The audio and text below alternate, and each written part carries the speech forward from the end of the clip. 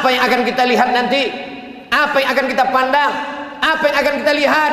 Faman ya'mal mithqala dzarratin khairan, walaupun perbuatan baik itu sebesar tapak kaki semut, sebesar biji sawi, yarah, mata akan menengok.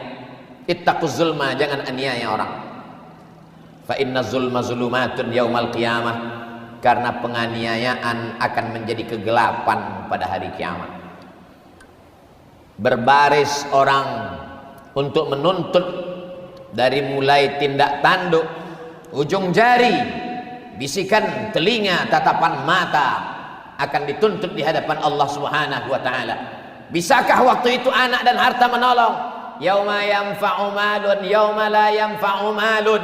Hari itu tak ada gunanya harta wala banun, tak ada gunanya anak, illa man atallah, kecuali orang yang datang menghadap Allah.